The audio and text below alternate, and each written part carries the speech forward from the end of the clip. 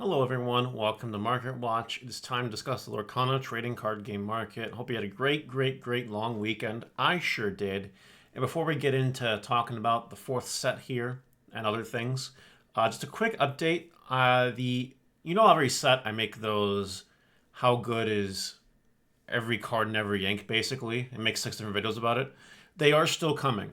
They're probably coming next week. You see, on my weekend, I didn't get as much time to test as I usually do.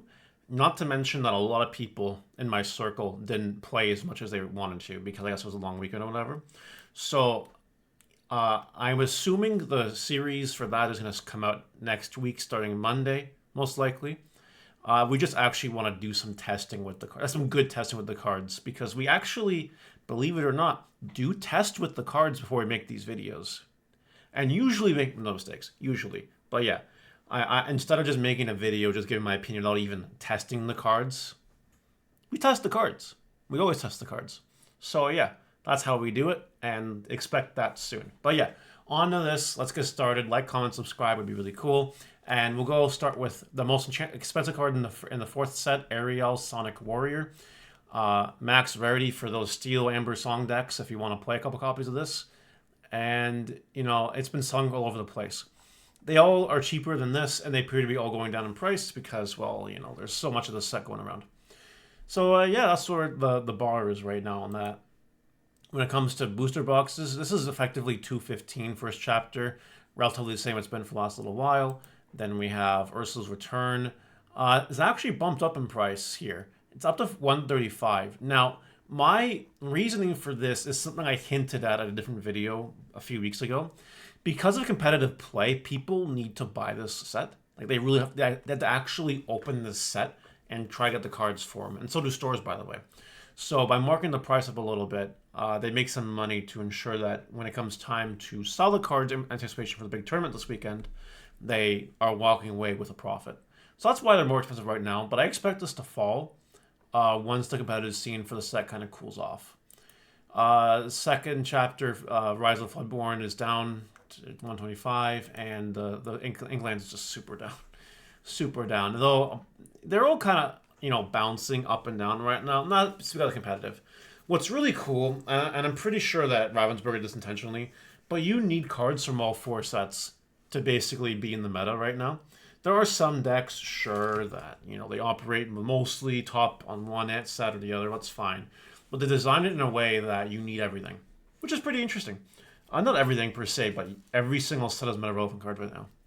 So that's pretty cool. It's nice that it was constructed such a way where the first set didn't get power crept by the time that competitive play started. And here we are. It's pretty cool. All right. I want to shout this out real quick. So this is being listed for 169 plus. And if you look at the actual sales data here, it doesn't really match.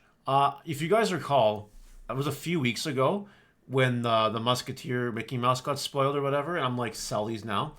I sold them for 110 each. And the highest actual sales since then is 130. In retrospect, could I have held them to make an extra 20 bucks? Yeah, I could have, but I made money off of them, so I'm happy I sold them when I did anyway. This seems ridiculous. It doesn't seem like anyone's actually going to pay this price on it because no one's bought them in 4 days. So they'll probably come back down once they realize that Musketeers still aren't that good. Unfortunately, the archetype still needs a lot of work. All right, and this is just absolute insanity. I don't know what people are smoking. I want some of it because it looks really good. Okay, let's move on here to actual substantive value here. Diablo is now the most expensive legendary in the game. This had a very interesting effect, but we have to look back in time here to see what kind of happened to it. We got to go back in time. We got to go back in time. We got to go back in time. You guys might already be seeing a little bit of what's going on here. So keep in mind, release day technically for LGS was the 17th. All right, so let's go to at least the 17th so we can have an accurate picture as to what's happening with this card, if it'll let us. I probably should have done this before, but I was like, I remember everything. It's fine. Again, this has a lot to do with competitive play, per se. Because because Diablo is an insane card. You can tell just by how many copies of this card are being sold how bananas this card is. Come on, oh my god, this is crazy. But I think you guys are seeing the point, right? This is way more expensive now than it was on pre-sales. However, if you've noticed, on release day, it was and up until then, original pre-sales. If you wait till release day, you got these cards at a very good deal, which is what I always recommend, right? Get the cards on release day, because you never know what's going to happen. I say that all the time on Digimon videos, and you guys on Lorcana side will get that too. But yeah, you could have bought Diablos in the mid-20s. You could have, but now you can't. Now you can't do that. Now they're expensive. I should have actually held my Diablos. I sold them like a Dumbo in the 30s. I should have held them. But that's okay. Whatever. It's all good. Most legendary in the game, because this card's really good. This card's crazy good. I think you guys will see that in Atlanta this weekend. That's why. It's all hype. That's what it is. Beast is right behind it at $48 still. Ursula is right behind that at $42. Another Emerald card. Interesting. More cards here. This is the second most expensive legendary in Ursula's Return. It's the Sisu. Basically a board wipe for smaller characters. And this. Mulan here from the set is $20. However, if you have a Mulan from the Ursula's thingamabob, the name is escaping me right now. Ursula's thingamabob. Do I have the thingamabob here? Do I have one here still? I don't think I do.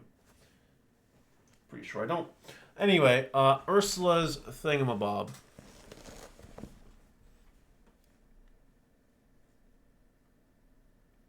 Ursula's thingamabob.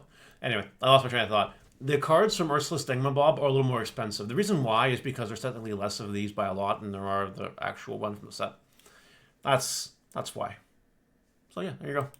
Robin Hood is expensive still at $36, and Rapunzel is still expensive at $35 basically, and this Ursula is $25. This Ursula, technically in the set, third most expensive base legendary card.